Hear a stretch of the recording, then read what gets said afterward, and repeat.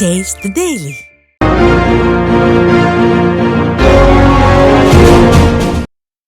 ஸ்டாலினின் failure model அரசை கண்டித்து சேலத்தில் மணல் லாரி உரிமையாளர்கள் ஆர்ப்பாட்டம் நடத்தினர். சேலம் கோட்டை மைதானத்தில் நடைபெற்ற ஆர்ப்பாட்டத்தில் மணல் லாரி உரிமையாளர்கள் பலர் பங்கேற்றனர்.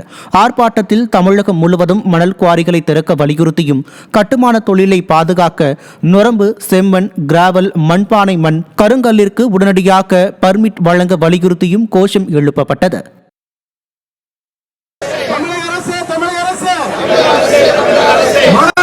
உரிமையாளர்களின் வாழ்வாதாரத்தை பாதுகாத்திட மணல் குவாரிகளை திறந்திட ஆர்ப்பாட்டம் ஆர்ப்பாட்டம்.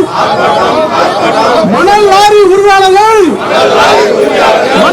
உரிமையாளர்களின் வாழ்வாதாரத்தை பாதுகாத்திட நிறைய முறைகேடுகள் நடக்குது. அதனாலதான் சேலம் மாவட்டத்தில் இன்னும் முறையான பர்மிட் கிடைக்கிறதுக்கு மாவட்ட நிர்வாகம் அமுல்படுத்த மாட்டாங்க. இதனால பாதிப்புனால இன்னைக்கு கிட்டத்தட்ட 500 ஜேசிபி வாகனங்கள் இருக்குது. கிட்டத்தட்ட ஆயிரக்கணக்கான டிப்பர் லாரி, செம்மண் நுரம்பு ஓட்டுறதுக்குன்னே வடிவமைக்கப்பட்ட இந்த டிப்பர் லாரிகள் வேற மூட்டைப்பாடையெல்லாம் ஓட்ட முடியாது. இந்த தொழிலுக்காகவே இருக்குது. ஆனா இப்ப மட்டும்தான் செங்கல் தொழிலுக்கு தேவையான செம்மண்கள் எடுக்கிறதுக்கு பர்மிட் இல்லை. ஸ்டாலினின் ஃபெயிலியர் மாடல் அரசின் விளம்பரத்திற்காக செலவிடப்படும் மக்களின் வரி பணத்தை திமுகவிடம் இருந்து வசூலிக்க உத்தரவிடக் கோரி சென்னை உயர்நீதிமன்றத்தில் அதிமுக வழக்கு தொடர்ந்துள்ளது. ஃபெயிலியர் மாடல் அரசின் குறைதீர்ப்பு முகாமிற்காக பல்வேறு அறிவிப்பு விளம்பரங்களை மக்களின் வரி பணத்தில் இருந்து வீணாக்கி வருவதாக மனுவில் குறிப்பிடப்பட்டுள்ளது.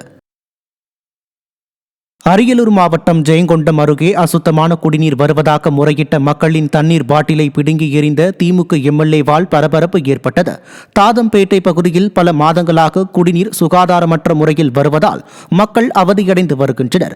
இந்நிலையில் தாப்பள்ளூர் ஒன்றியத்திற்கு வருகை தந்த திமுக எம்எல்ஏ கண்ணனிடம் பாட்டிலில் உள்ள அசுத்தமான தண்ணீரை காண்பித்து மக்கள் முறையிட்டனர். அப்போது கண்ணன் திடீரென பொதுமக்களிடம் இருந்த பாட்டிலை பிடுங்கி வீசினார். வாக்களித்து சட்டமன்றத்திற்கு அனுப்பிய தங்களிடமே திமுக எம்எல்ஏ அராஜக போக்காக நடந்து கொள்வதாக மக்கள் வேதனை தெரிவித்தனர்.